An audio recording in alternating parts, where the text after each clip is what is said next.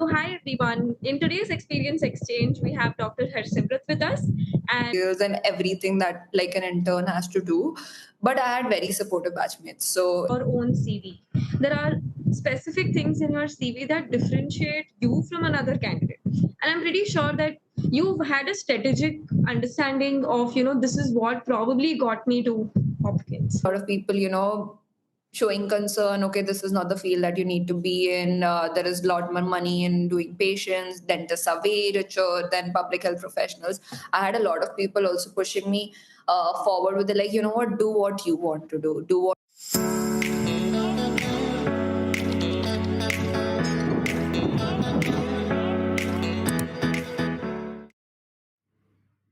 Do you enjoy learning without distractions? Download our app now. So, hi everyone. In today's experience exchange, we have Dr. Harsimrat with us, and it's really something that I've been looking forward to because after so many, I've seen her since college in the sense that she was my junior at Manipal College of Dental Sciences, and from internship, she was very sorted in the sense that everybody knew she was going to get into non-clinical. There was no two doubts about it.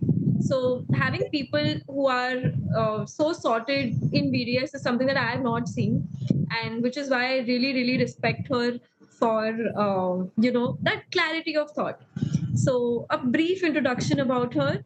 Dr. Harsimrat is a BDS graduate from Manipal. She graduated in 2023 and is now moving to join Johns Hopkins University as a Master's of Science in Public Health. It's a question, we will answer it. John Hopkins is the number one ranking school of public health in the US. And she's originally from Jalandhar, but she gave GRE and worked on her college applications for 3 months during her intern. Other than that, she has been accepted into Boston University, George Washington University, and Tufts University.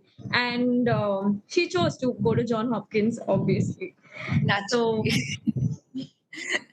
so thank you so much for taking out time to speak to people and break their bubble about non-clinical options and things that you can do after BDS. I'm really glad to have you here today. It's such a pleasure to be here on MediStudy Go. And Dr. Palak, I've seen her work like when I was in final year. I think that's when you started MediStudy Go. And I've seen her rush around and make things happen. And it's the journey that you've had. Like I should be thanking you. Thank you for having me here on this platform. So before we even start, I really want to know, how do you have this clarity of thought? I mean, just that direction that I am going to do what I'm going to do.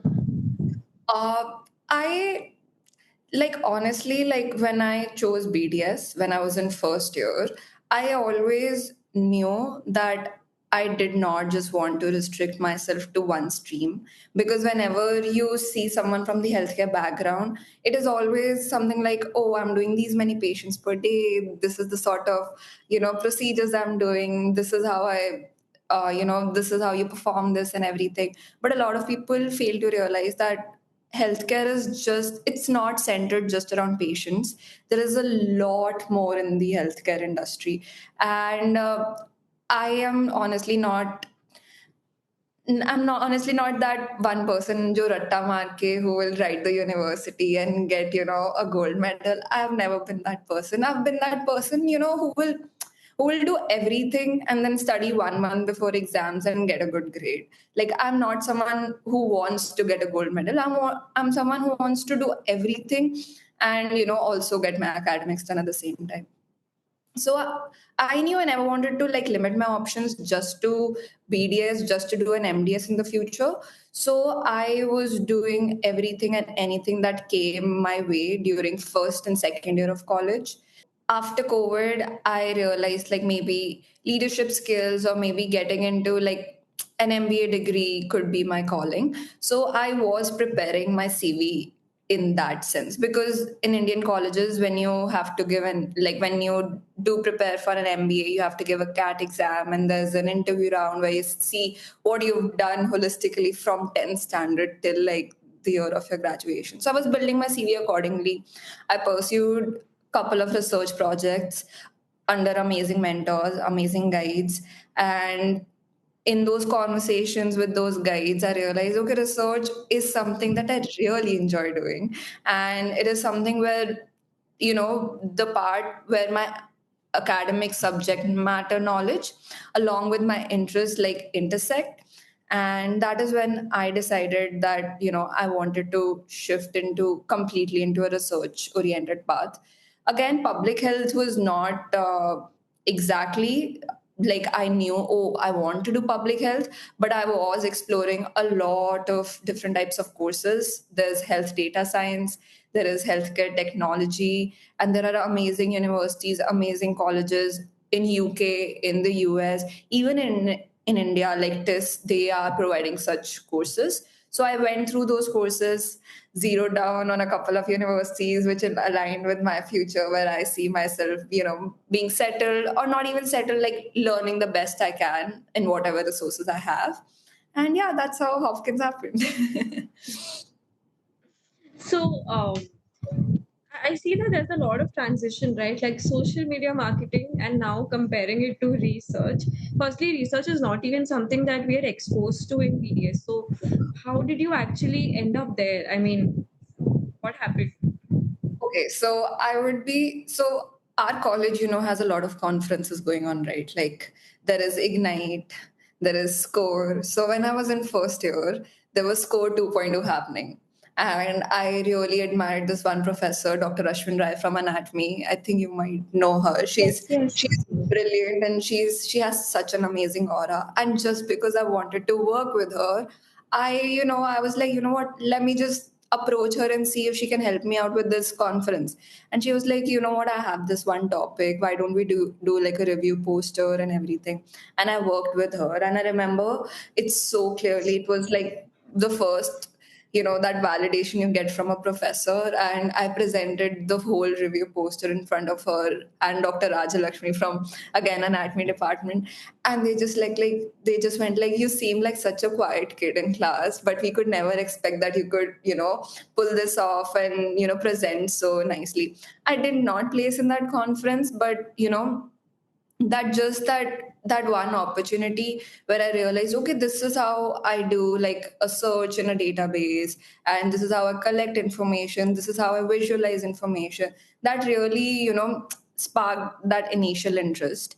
Again, during COVID, there were a lot of competitions that were happening online. So another one was organized by, I think, Department of Periodontology, and it was about what oral hygiene methods can be practiced during COVID to like prevent. So they had given a topic, and I won the first prize in that that competition. I think it was like it was both campuses, Manipal campus and Mangalore campus. So I won the first prize, and I was in third year.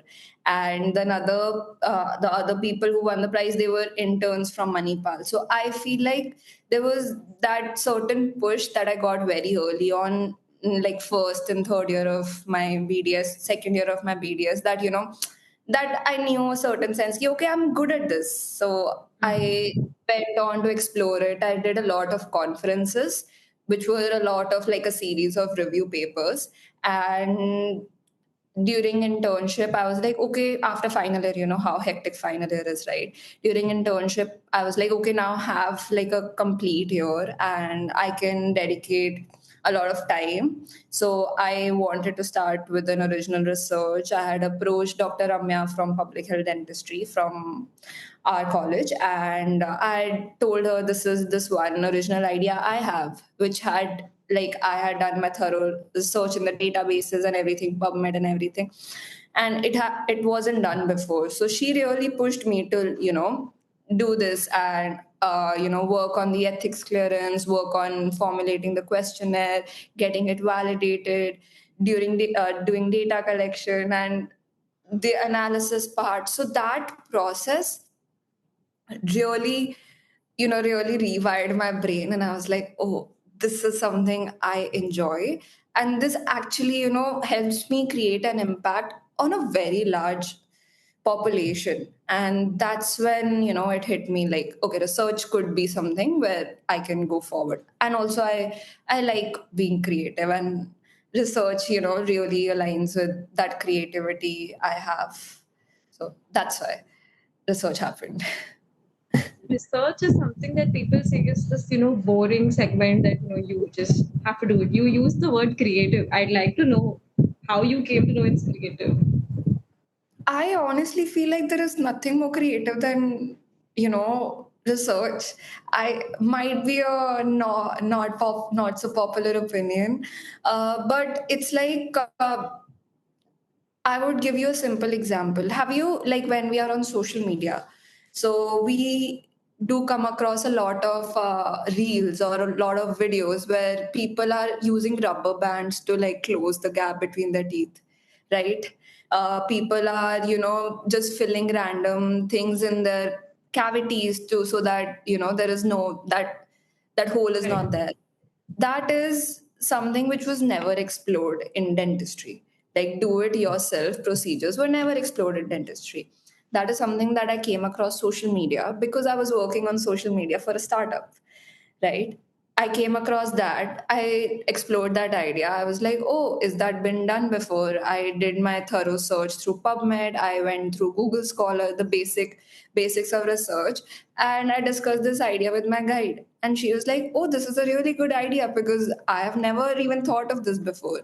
So it is like how creatively you ask a research question and how you implement that into conducting a study and getting those results. Like I still am not finished with my research, but I know the results I'm going to get are going to cause an impact because that will lead to future studies in the same field. So research is extremely creative. Even when I think when you were building MediStudy Go, you would have done your thorough share of market research that if this product market fit is right or not. And again, it is a creative business what you are doing. So Oh, that's a very different perspective to look at things. I've always imagined research to be this boring place where you're in a lab and you're collecting data, but but really it creative. starts from a creative, like where did it start from? Like even if you're doing like a study which has been done before, there is a place of creativity, or somewhere that this hasn't been done before, I need to do it. So something that hasn't been done before, it's innovative and it's creative. So that's how you look at it. That's my way of at least looking at it. So, you started your first research paper in internship, right? That was the first time you ever took up something for yourself. So, your mindset shift happened mostly during internship, if that's how Yes. I would put it. So, how was your day in internship? Like, I'm pretty sure that during college hours, it becomes you have to do patients. There is no way. And honestly, I mean, this is something that I personally felt that if you have put your mind to something else, right, doing that one patient is it becomes like, oh no, I have to do this. To do. So how did is that something that you faced, or you were like, okay, I have to do what I have to do? I did face that honestly, but I would really love, like, I would have to mention, give a shout out to my batchmates. They were so supportive because I had made it very clear in my batch. Listen, I am not going to be practicing dentistry. So obviously, I had to do those patients, and I had to do the OP days and write files and everything that like an intern has to do. But I had very supportive batchmates. So if I was stuck in a case, or if it was something which I could not understand or I could not manage, I always had my batchmates, my friends to like come help me out. So that is one thing that they did. Secondly, my mate throughout internship, I had a set mindset that I did not want to take a gap year. So, and for me to not take that gap year, I had to put in that extra hours and extra efforts. Like it did not make sense for me to like have that mentality to not take a gap year. I don't think so it's wrong to take a gap year, but for some reason it was stuck in my head that, oh, I have to build my CV within this year, I have to write my GRE, I have to write TOEFL, I have to work on my college application. So for me, September till January 15th, because that was the last day I submitted my applications, college applications. It was so hectic. It was so hectic. Like I was like I had a lot of extension because I could not after a certain point, manage college as well as my exams and my you know just like the proper day to day whatever I was co-curriculars I was trying to do side by side. But uh, at the end of the day, it was all worth it. Like the effort I put in was I got the results of it. So These 4 months, right? I mean, what do you exactly have to do? What does it take to even apply? okay, so the application cycle opens up during October, like around September, October, it opens up. So I was a little late to decide that I want to do like apply abroad. But so I did not apply for early admissions. I was applying like normal admission time. So they have early admissions where they evaluate your application prior and you can get better scholarships. But it doesn't make a lot of difference if your application is not strong. That's what I believed. So I gave myself that space and that time to prepare for GRE, and I wrote the GRE. It is not compulsory for a lot of universities, but a lot of universities do give it that weightage. Like Hopkins, it was mandatory to give the GRE, to submit the GRE scores. I got a decent enough score for a public health application. Like MBA applications require a little higher score, but I had like a good score to make my application stronger. Then I was building my CV side by side. I was participating in, like, it wasn't required if I think about it, but it actually, like, pushed me towards the entrepreneurial side. I participated in this Hult Business School hackathon, so Hult Prize, and honestly, that was the best experience of like any competition could have given me in Manipal, like in my entire 5 years of undergrad. So that I was participating in that. Alongside, I was finishing up my manuscripts. I had written a review article. I had started it in third year under the guidance of Dr. Ramya. And I was like, I need to finish it before I finish my college applications, because getting it published also requires it requires a long period of time, and getting it reviewed, peer reviewed, and everything's a long process. So I finished my manuscript. And then again, I was working on another observational review, again under Dr. Ramya. I was, yeah, so I was doing a lot of things. I was juggling here and there. But my main thing was I need to like build my CV properly so that, I have these strengths that I can show the admissions committee that, I'm a worthy candidate. So, and again, I knew I wanted this in my CV. I wanted this in my CV. I wanted this in my CV. So that really, like, I was not doing anything for the sake of doing it. I was doing it very strategically. Oh, this is going to look good on my CV. That's why I was doing it. So those things. How do you decide what looks good on your CV? Depends on the course you're applying for.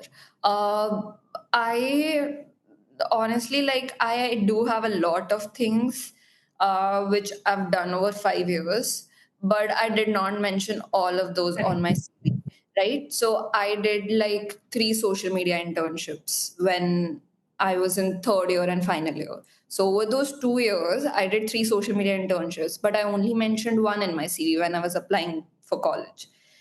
If I was applying for, let's say, another job, a non clinical role in India, like just, then I would have mentioned those three the internships, but not my research projects in that much detail.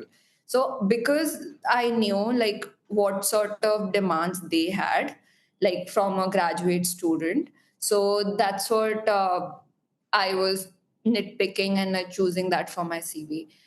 For example, I had mentioned in great detail that I have three research, two of them are review and everything on my CV. I mentioned that I've presented in like these many conferences, but I did not mention, oh, I got like dental week, may I win, I won this and everything.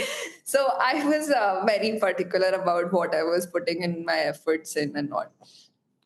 Like in internship, because of some reasons, I did not participate in the dental week. Like I was traveling back home. But from like obviously that student point of view, oh, I missed out on the last dental week. But from this point of view, I was like, really doesn't matter. I saved a lot of energy to put into something else. So that was the process. That's how I chose things. So then you decided on the courses. I'm pretty sure there are so many courses, and honestly, none of us are aware about it. Like the maximum I would know is DDS, and Yeah. that's like the gold standard.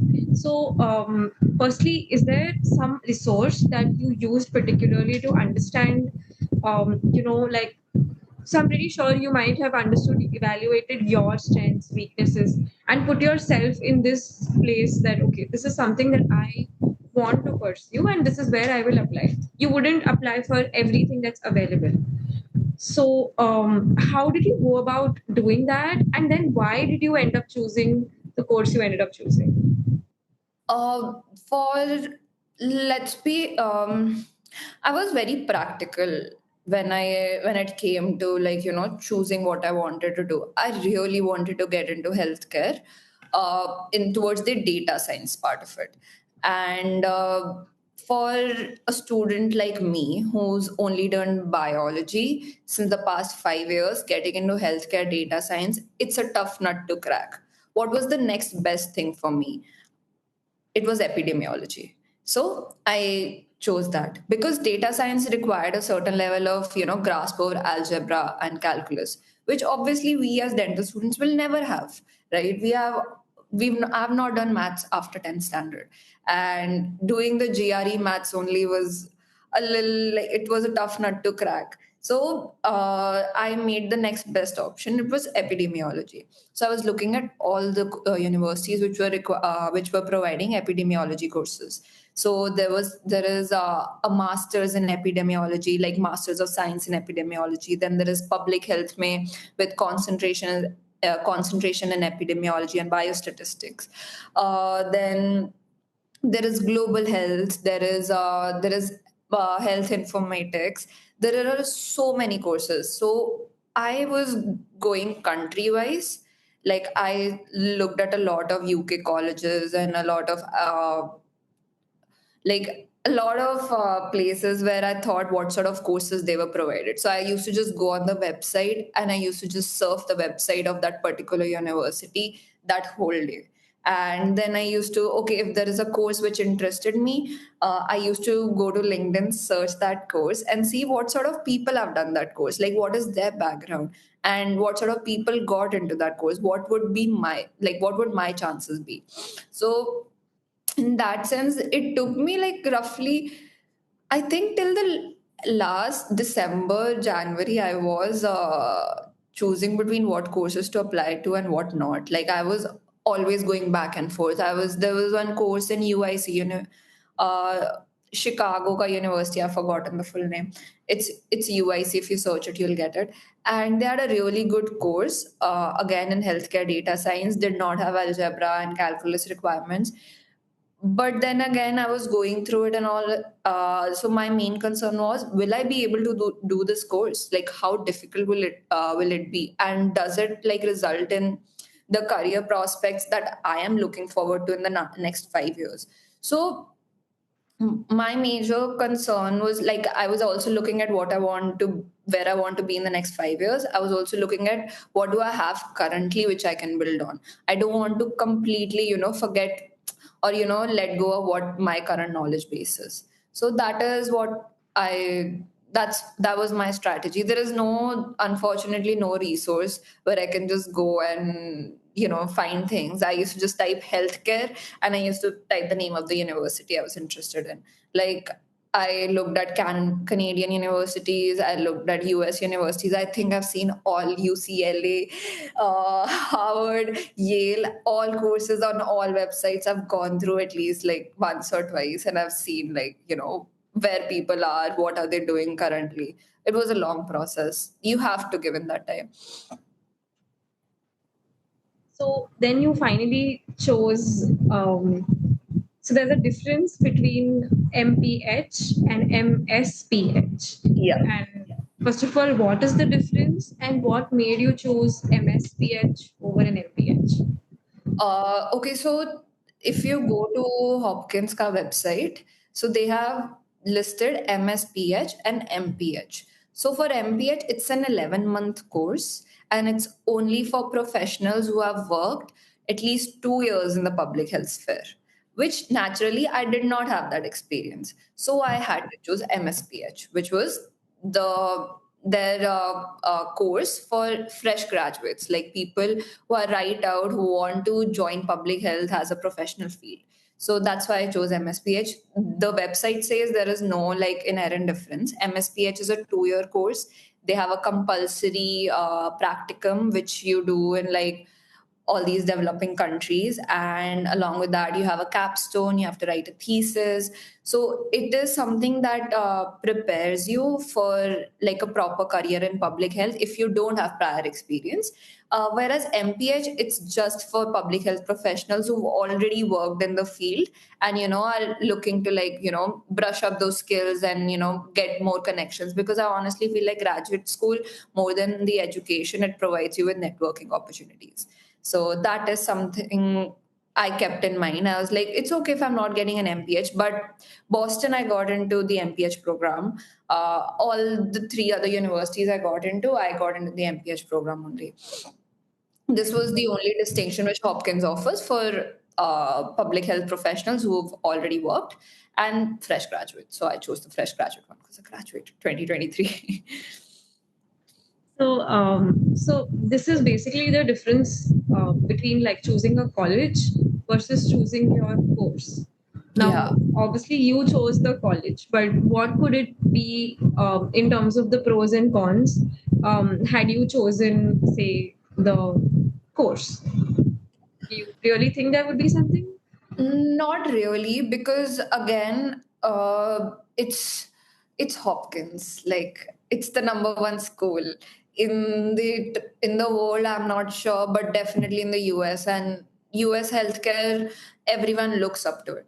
So I had to choose Hopkins, like no matter what, and that was also a dream school sort of situation. But if I had to choose like a specific like if I had to choose an MPH over an MSPH, I don't think so it would have made much of a difference.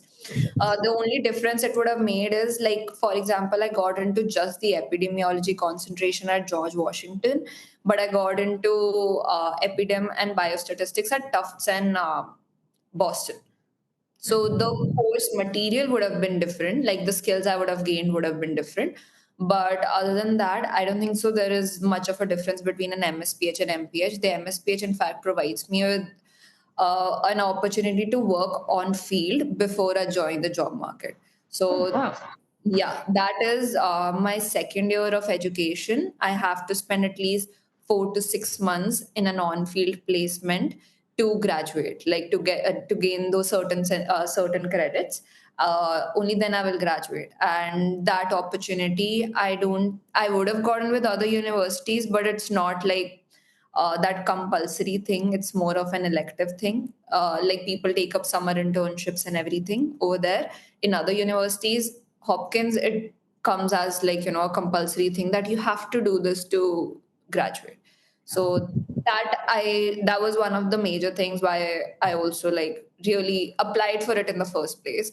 Secondly, Hopkins has different concentration certificates, and I'm really interested in digital health, and that is somewhere I want to move forward. And I have like I told you, I have a background in social media marketing also, and I want to explore that space a lot more. I want to build something eventually in my life.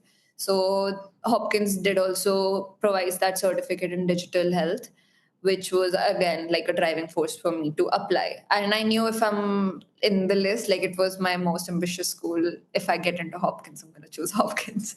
So, So let's rewind back to a year, and there are a lot of things that you have learned about your own CV. There are specific things in your CV that differentiate you from another candidate. And I'm pretty sure that you've had a strategic understanding of, this is what probably got me to Hopkins.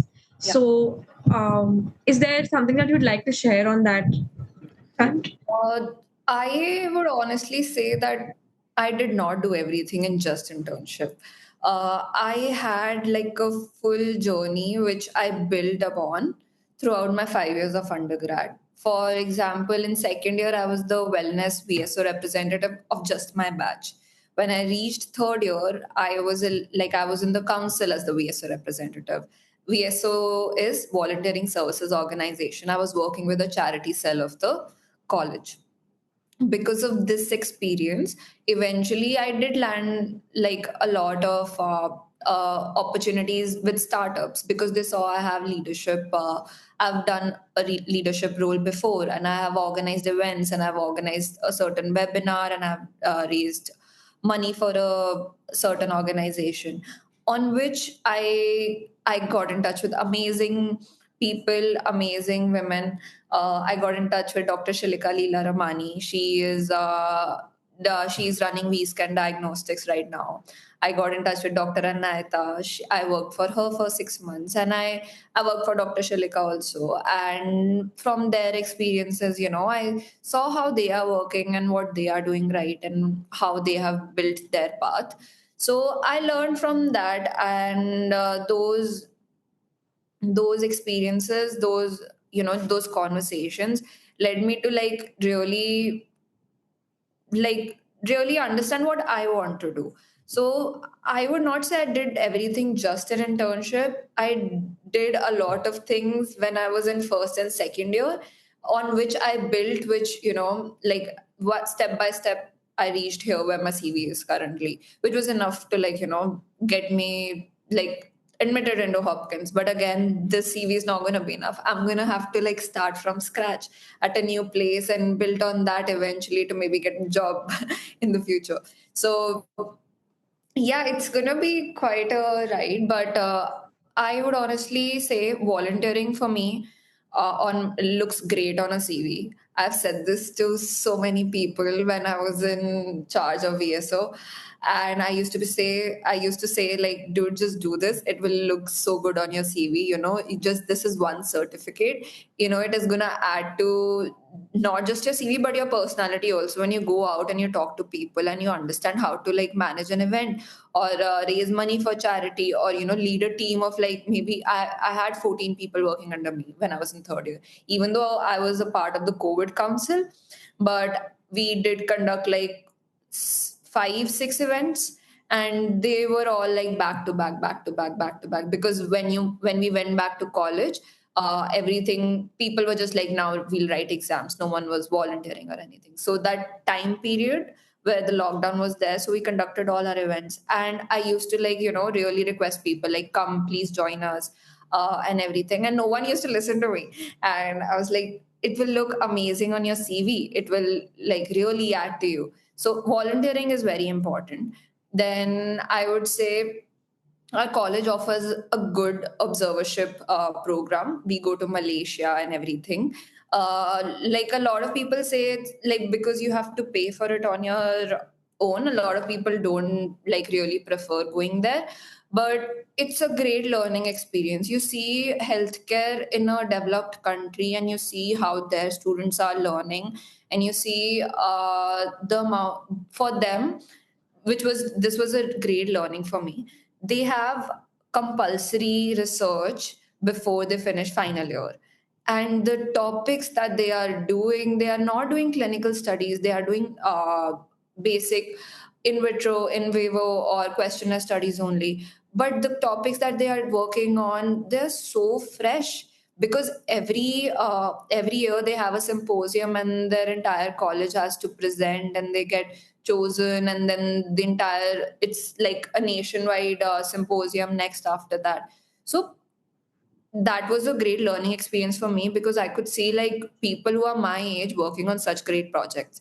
So our college provides us with that. Then again, our college has so many things going on. Like if you like not maybe not in Mangalore campus, but if you like put in a little more extra effort and you see what Manipal campus is doing, they have so many programs. The innovation center is working so much. I spoke to the I when I was working with Hult, I was working on that Hult Wala project.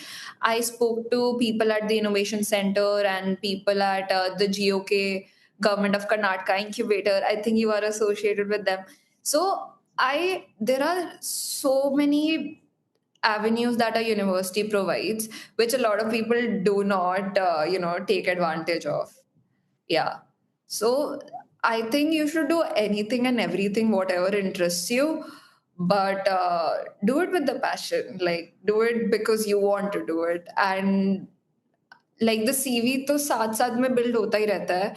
This also builds your personality, which is very important, like when you move forward. Because education will only take you somewhere. It's your personality, it's the way you network, the way you talk to people, that's gonna take you like way forward. Very insightful. In fact, networking is one of these areas where I was exposed to very late, right? Like we have heard. In fact, I remember somebody came in our college to give a webinar on LinkedIn, and I think that was during COVID. And I was like, "What shit is this? Why are we learning about LinkedIn in dental college?" But once I started exploring it, I was like, "Wait, 1 second! Like this is something that even though you're a healthcare professional, you must have. This is Slowly. not something that's non-negotiable." Yeah. But people really fail to understand it, especially if you're not exposed to it. I mean, it just becomes harder. So Also, these network. days, all these dentists really need to build like a social media presence, like all the people who have clinics, because people only come to you if they're seeing you on their reels. Because that's how like every brand that is working great these days, they have a great social media presence, be it Zomato, Swiggy, or a dental clinic. Like that's how you get customers. So So, yeah, I mean, even let's even take an example that you like dentistry. You still had a lot of transferable skills. Like you did understand social media marketing early on. You did understand important terms, even if you participated in an innovation program. There are so many things that, like you said, product market fit. Now, these are things that people haven't ever heard of, right? And they wouldn't even try to. So just exposing yourself to the world and just attending something and being the person in the room who doesn't know shit is it can just literally take you anywhere in the world. So I'm really glad that you actually took these opportunities. There are a very few people who even know that there's something called as a bio incubator that exists, and yeah, that was a surprise. Like I was like, dude, where do you stay if you don't know this, right?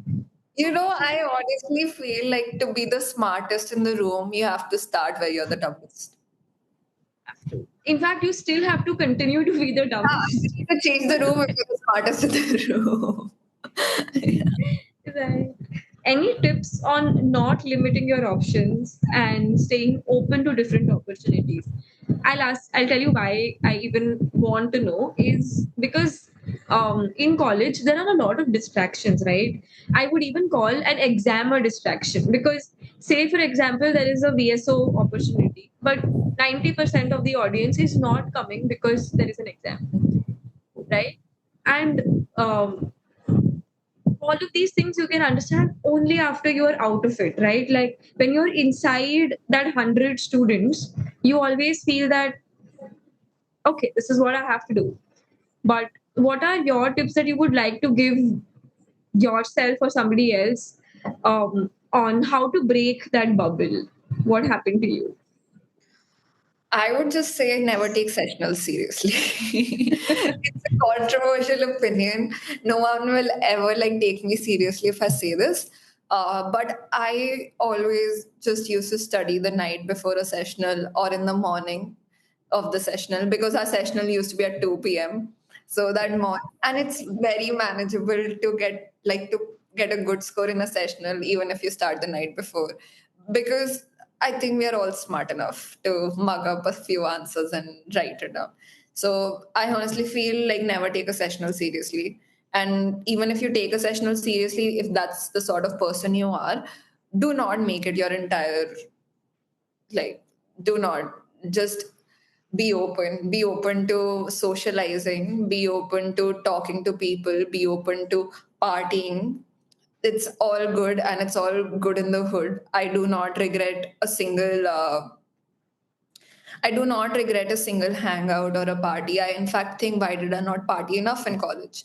Because that's what I miss. I do not miss writing a sessional. I never think, oh, I should have studied more for that sessional in first year. I never think that. And no one will ever think that, because in the end, the GPA does not really matter as much as we think. Like even in India, how you get into an MDS, it's when you write the NEET exam. Your percentage in your graduate year does not matter if you get 2% more or 2% less. So I would really tell people to not make academics their entire life. There is so much more to learn in college. There are so many opportunities. There are so many people to talk to. Talk to your seniors, talk to your juniors. You can learn something from everyone. Where do you see yourself at the end of this degree? If you see yourself in a dental clinic, learn all the procedures that you can. Learn how to do an RC properly. Learn how to place an implant, even though you can't practice. Just see how people do it. So, if you see yourself doing an MDS, maybe work on your theoretical knowledge as much. So, you need to know what you have to do at the end of 5 years. I was like, I should become an oral surgeon. This is where my interests lie. And then I gave university exams, and I was just so exhausted by the end of it. And I was like, you know what? I am far better away from academia. Let me just explore what gives me real joy.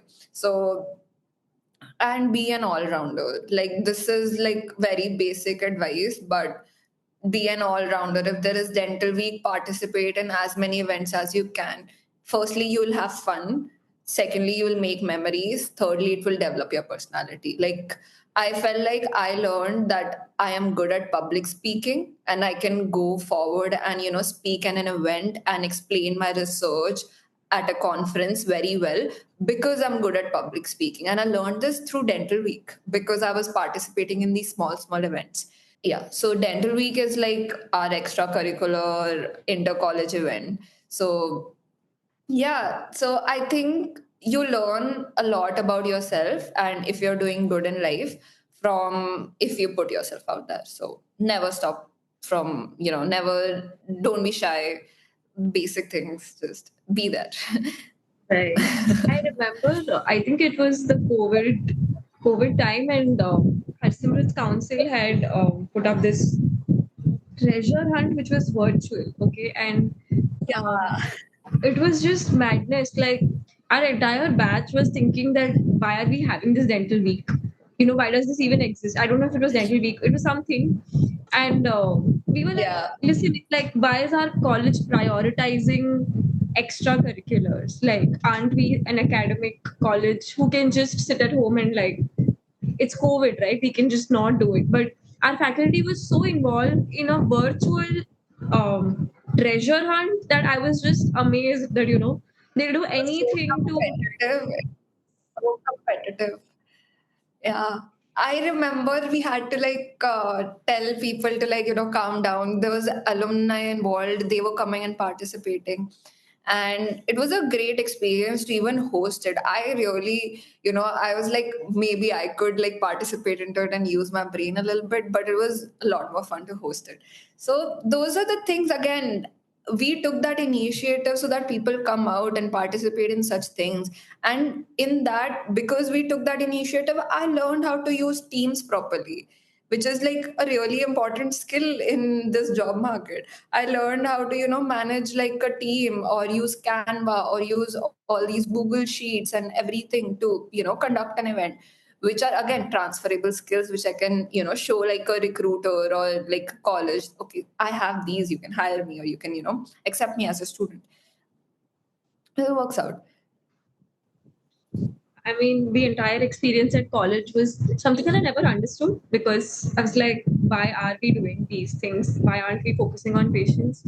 But later, looking back, these are skills that everybody should know, irrespective of what you're actually doing in life.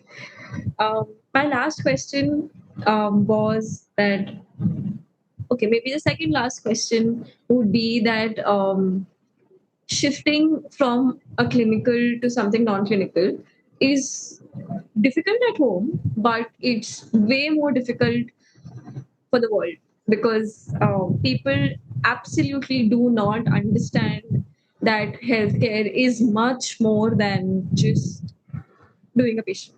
So, how was your journey through that? Was it easy, or do you have some stories to share? I I honestly like never really gave a lot of thought, okay, what will people think about, like if I shift from, like if I say I don't want to do patients eventually in life. But I do have people coming with the best interest forward and saying, oh, don't tell me you're not practicing in the future. And a lot of people think that doing an MPH is just a way to get into the US to do a DDS eventually, which is not something I am doing, like which is something I am not I don't want to do a DDS. I don't want to practice in a clinic. I don't want to work on patients. I, in fact, want to stay in the background and create a larger impact. That is why I chose a degree like public health. I chose a stream like public health.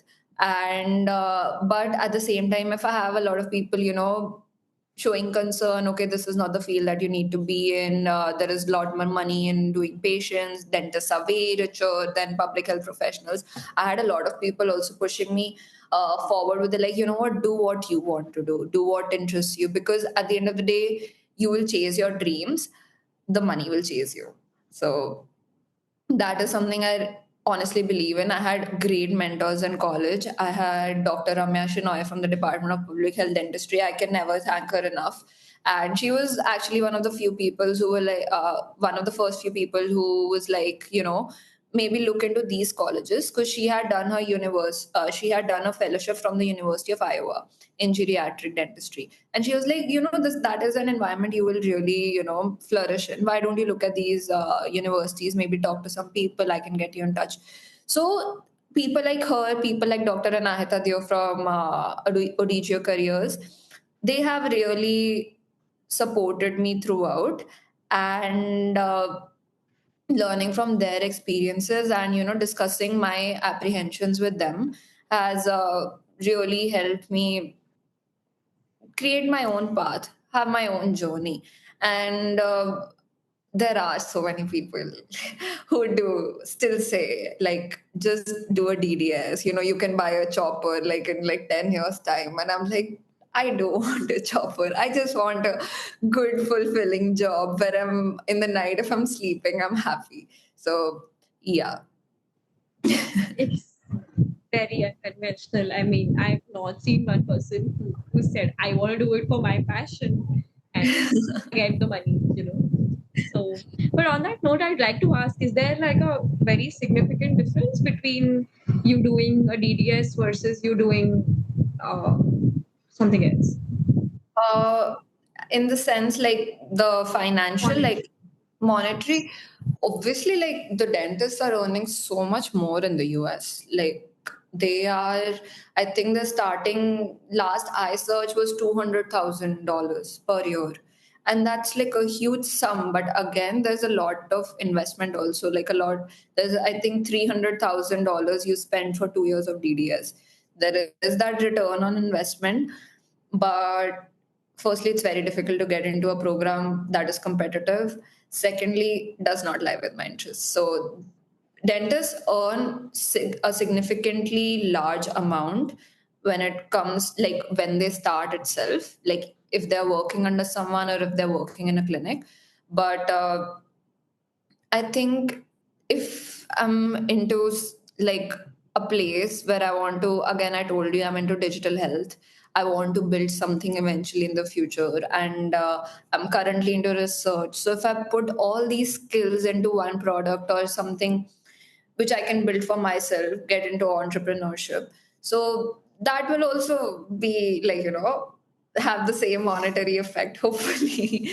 So I'm not thinking about money exactly right now. Like, I know the MPH program or the MSPH program can provide with a healthy, stable job right after the program, even though the job market, a lot of people are saying, is not as stable right now.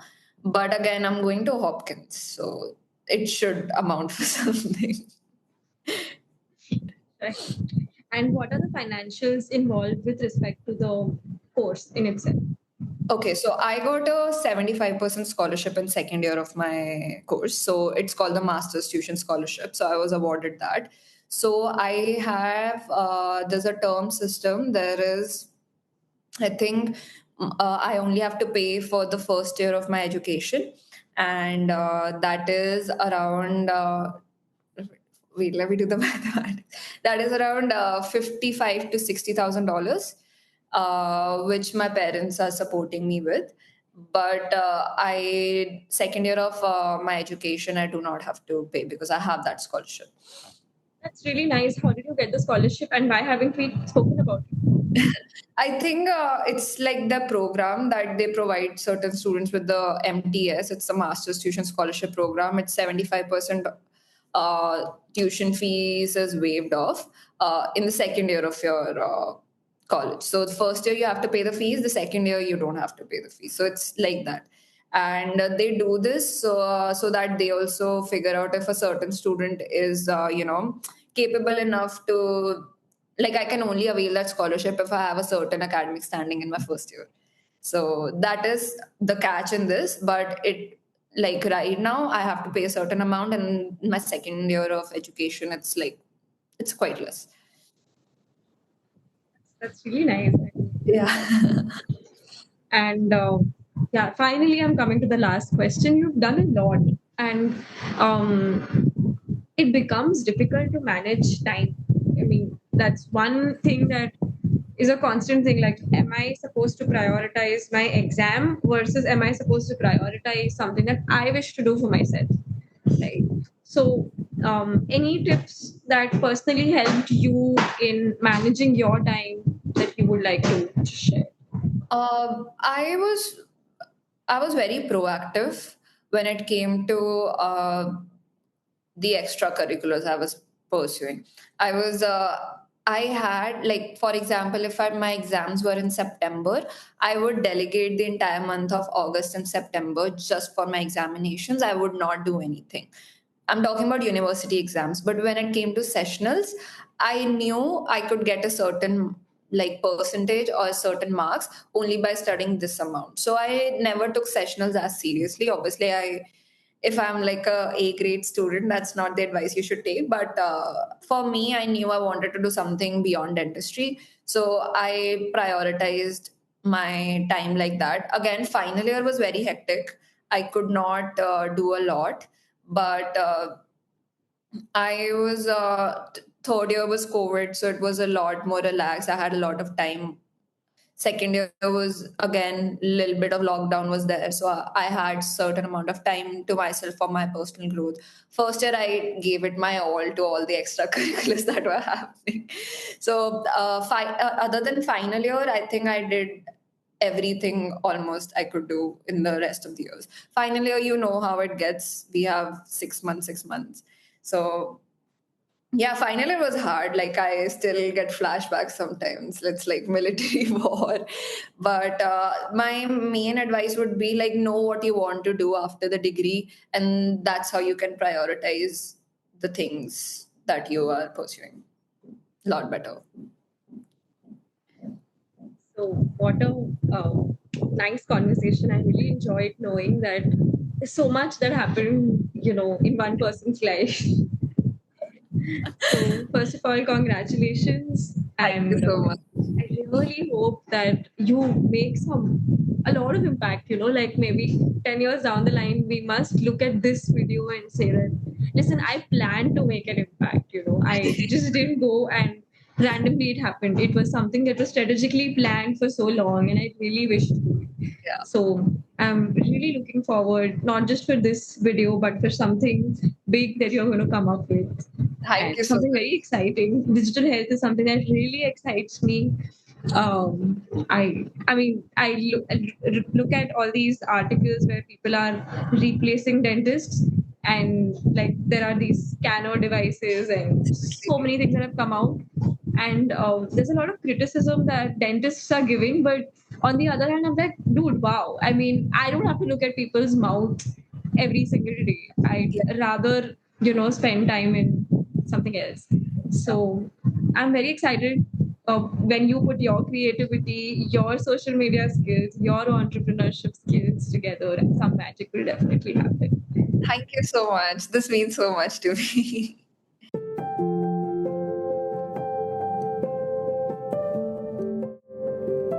Wait, there's more. But before we go further down the rabbit hole, subscribe to our channel.